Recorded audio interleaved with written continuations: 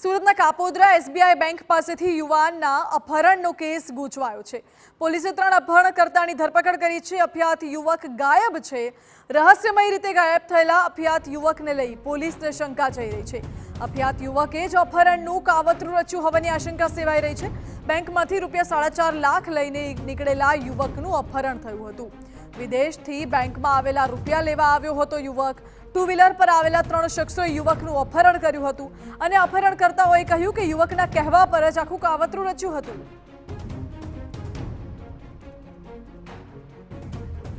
મહત્વનું છે કે આ તમામ બાબતોને જોતા અત્યારે લાગી રહ્યું છે કે યુવકે પોતે જ પોતાના અપહરણનું કાવતરું ઘડ્યું હોય।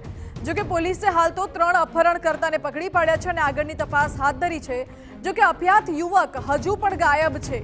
શું યુવકે પોતે જ પોતાના અપહરણનું કાવતરું ઘડ્યું હતું અને હા તો શું કામ આવું કર્યું? તમામ દિશામાં પોલીસે આગળની તપાસ હાથ ધરી છે। યુવક કાપોદ્રાની એસબીઆઈ બેંકમાં વિદેશથી આવેલા રૂપિયા લેવા માટે ગયો હતો। ટુ વ્હીલર પર તે ₹4.5 લાખ રૂપિયા લઈને જઈ રહ્યો હતો। એ દરમિયાન તેનું અપહરણ થયું હતું અને મામલો ગૂંચવાયો હતો। વધુ જાણકારી આપી રહ્યા છે સંવાદદાતા બળદેવ। જી બળદેવ, યુવક અત્યારે ગાયબ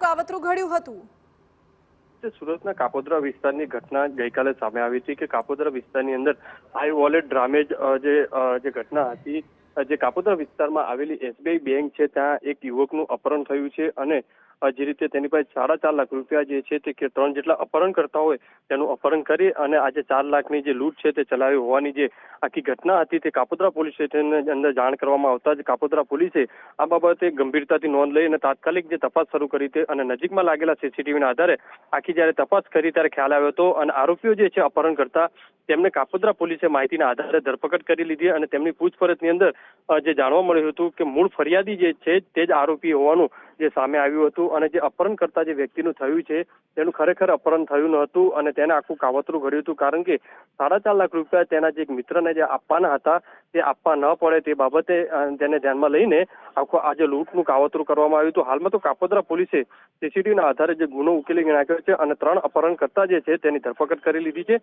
અને જે વ્યક્તિનું અપહરણ થયું હતું તે વ્યક્તિ જે ફરાર છે તેની શોધખોળ હાલમાં કાપોદ્રા પોલીસ દ્વારા શરૂ કરવામાં આવી છે। જી બળદેવ, આભાર આપનો। એટલે પૈસાની લેતી દેતીમાં યુવકે પોતાના જ અપહરણનું કાવતરું ઘડ્યું હોવાની આશંકા છે। જો કે પોલીસે 3 અપહરણ કરતા યુવકોને તો પકડી પાડ્યા છે, પરંતુ અભ્યાત યુવક હજુ પણ ગાયબ છે। આગળ પોલીસ આ દિશામાં તપાસ